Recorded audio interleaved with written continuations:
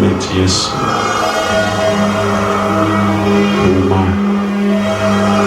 okuva n'olwaleero obulamu bwange mbukuwadde beera omukuumi w'obulamu bwange mu linnya lya Yesu.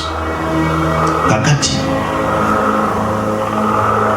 tandika opulaninga obulamu bwo mu myaka 20. Obwongo bwo bugazi okusinga weebuli.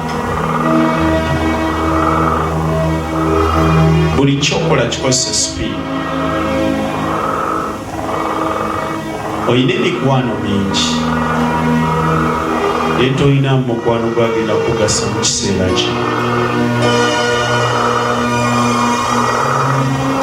Beerako omuntu ali separate ogenda okuwangulira ekikulu mu Yesu.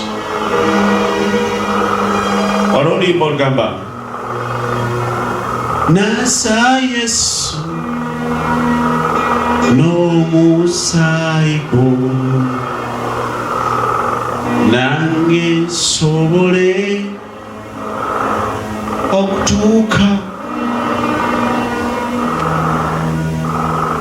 Kale naza n'omusaayi gwo oba mwazimanyirira wamu nange nsobole okutuuka.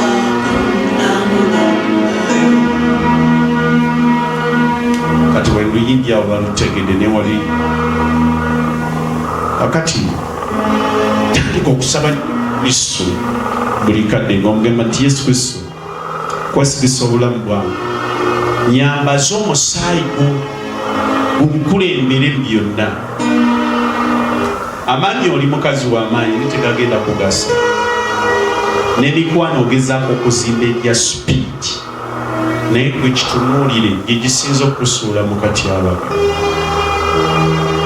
Listen the voice of the Lord. Don't listen the people. Kyonokoma okuwuliriza abantu ennyo ogenda kubeera nga mbuzi mulungi. Nalabye ng'oli mukazi mugagga nga Mukama akuwadde ssente naye ng'enkulaakulana egaanye okubeerawo. Nembuuza Mukama lwaki, n'aŋŋamba ajja kufuna ssente. Bw'anaazifuna agenda kufuna n'ebirowoozo bya mikwano gye ebikuba zaafuna. Otera okweramira naye nkusabira Katonda aleme kwerabiza kyo. Be careful in your friends. Olagana nabo simanyi oba leero bankya nebeerako ebintu byoweekoma osobole okulaba ekitiibwa kya Katonda mulamu. Omukisa Katonda agukuwadde era teweegwasa. Oli mukazi mugagga, obugagga butadde mu mikono gyo. Ojja kola ssente ozajjifuna. Mu maaso eyo Mukama yandaze ng'ojja kumuweereza, ojja kuba omukazi omubulizi w'enjiri naye si kati. Kikyali maaso ddala okusinza bwe nakiraba. Wabula byonna okulemerera okubeera nga bwe birina okuba. Friends, be careful. Beera muwo komya omuntu. Ku linnya lya Yesu Mukama akuwa omukisa.